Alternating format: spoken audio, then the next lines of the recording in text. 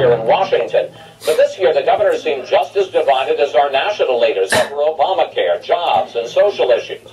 Joining us now, the Republican governor of Wisconsin, Scott Walker, and Peter Shumlin of Vermont, chair of the Democratic Governors Association. Governors, welcome back to Fox News Sunday. Thanks very much. Governor Shumlin, we ran a clip of you just before the break bashing your Republican colleagues for, as you said, alienating women, immigrants, and gays. And in a session that with President Obama earlier this week, he talked about the fact that your colleagues, are pushing those same old top-down, tired economic policies. Is this conference all about trying to win Democratic seats? You now trail 21 to 29. No, it's not. And I guess I disagree a little bit, Chris. I do think that the nation's governors work together in a bipartisan fashion to get things done because governors have to get things done. Having said that, we clearly are in an election year. And when we want to talk about politics, we do. My view is, and I think the president agrees, that we have seen the Republican governors got elected in 2010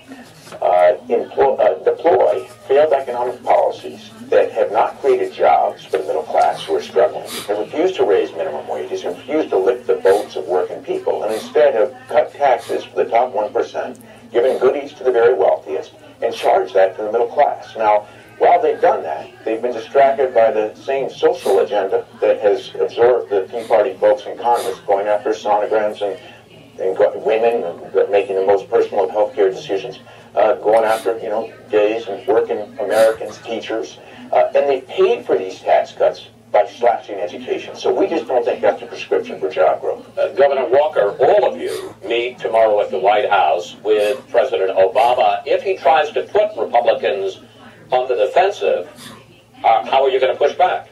Well, I think in this particular session, the initial point that Governor Shumlin mentioned, I think I agree with him. For example, we're going to talk about the National Guard, where I think there is a common agreement amongst all 50 governors that we shouldn't go back to pre-9/11 standards when it comes to the National Guard in any of our states or nationally. So there are issues we agree on. I think we get together as all of the nation's governors, both in the conference and at the White House.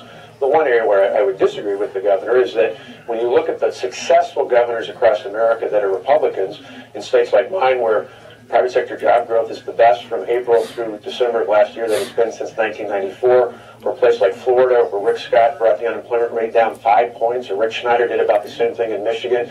You look at Susanna Martinez and Nikki Haley and other governors like that, and they are focused on economic and fiscal issues just like I am, and that's why we're doing well across the country. One big issue that all governors are dealing with, and I suspect is going to come up over the next few days, is Obamacare. And reading about the two of you, you couldn't be on more different tracks. Let me put it up on the screen. In Wisconsin, Governor Walker, you rejected federal money to expand Medicaid, and you deferred to a federal exchange to run Obamacare, not a state exchange. On the other hand, in Vermont, Governor Shumlin, you accepted money to expand Medicaid and are running your own exchange. Let's discuss both of those. Governor Shumlin, Vermont's exchange, I think it's fair to say, has been a mess. Well, no, it hasn't. But let me just finish. I mean, there have been big problems with both small businesses and individuals trying to sign up. No? No. Listen. No? There isn't an exchange in the country that hasn't had a challenge for the rollout. We acknowledge that. But Vermont happens to be the state that has signed up more people per capita for affordable health care than any other state in the nation, including the federal exchange. So, you got to keep all this in context. But listen, here's the point.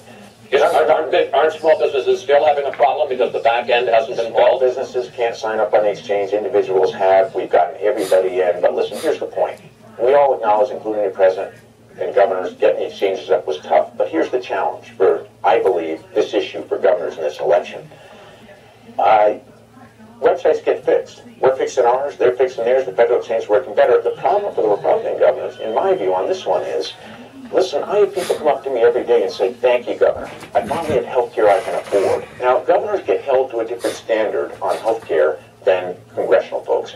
Our constituents are smart. They know we didn't pass it, we didn't vote for it, we didn't create it. We have to implement it. Now, what voters want is for their governors to get health care to folks who can't afford it, to accept hundreds of millions of dollars of federal money to help support something. Let me bring Governor Walker on exactly that subject. I'd like you to speak to Obamacare and the exchanges and whether this is just a blip or something more serious.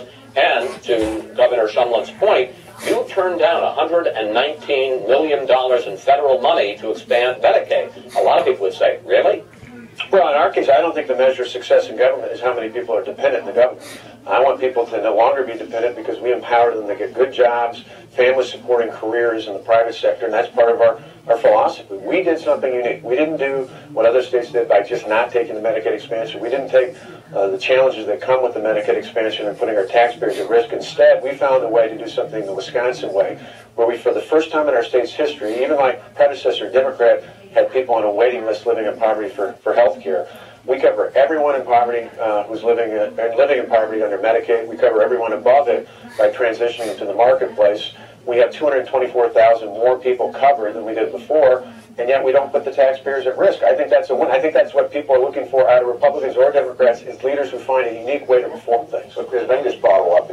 What Governor Walker just said may be true, but he's turning down in Wisconsin, as an example, $4.4 billion in federal money over the next decade that would help Wisconsinites get affordable health care. Now, I'm just saying, in my state and other states around the country, these Republican governors have, because they don't like the president, because they want to make a political point, are hurting their constituents. I think that's going to hurt them. Governor Walker, you got 30 seconds to respond. Because I love the taxpayers. I don't want to put them at risk. Even before the Medicaid expansion, I had to add $600 million more to Medicaid. Almost 40% of that was to fill in the federal government reneging on commitments they've already made even before the Medicaid expansion. That commitment's not going to be there, and taxpayers all across America are going to be on the hook. They're not going to be on the hook in Wisconsin. Governor Walker, you are getting heat now for two local investigations in the state of Wisconsin. First, when you were the Milwaukee County executive, there are allegations, and in fact people have been convicted for working on county time to help you and the lieutenant governor get elected. Here is an anti-Walker ad that is running right now in Wisconsin. Take a look. The investigation is getting closer to Governor Walker. What did the president know, and when did he first know it? What did Scott Walker know, and when did he know it? Now, we should point out that they have brought charges against a number of people. They brought absolutely no charges against you. But the reason this is hot again is because thousands of emails were released this week that indicate that you knew that public workers were working on county time in political campaigns, which is against the law. Right, and that's just that's absolutely not true. And if you look at the facts out there, this is old news. This is about a case that was closed last March. A Democratic district attorney in Milwaukee County spent multiple years looking at all this information, the 27,000 plus pages of documents that were just released this week, have been looked by a team led by a Democrat in Milwaukee County. And last year in March, he announced the end of that case. Plain and simple, it's old news.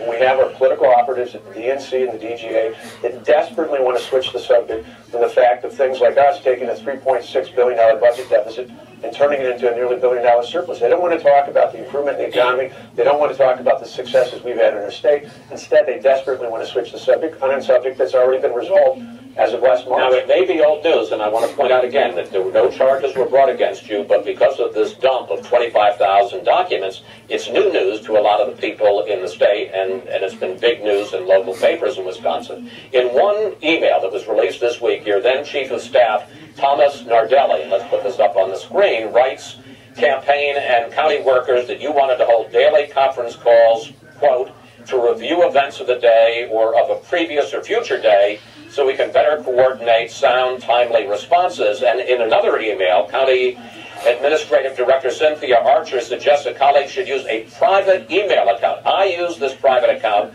quite a bit to communicate with SKW, that's you, and Nardelli, the former Chief of Staff. Question, if county workers were doing nothing wrong, why should they be using a private email account? Well, but that's exactly to my point. You had a Democratic district attorney spend almost 3 years looking at every single one of those communications, interviewing people, talking to people, and closed the case last March. A private email account? No, again, it's one of those where I point out the district attorney has reviewed every single one of these issues. Sir, you're not answering my question. No, because I'm not going to get into 27,000 different pieces of information. The bottom line is a Democrat who led the district attorney's office, looked at all this, decided not to charge anything other than the individuals you mentioned who are people who have worked for the county in the past but don't work for me today. I think that's pretty straightforward.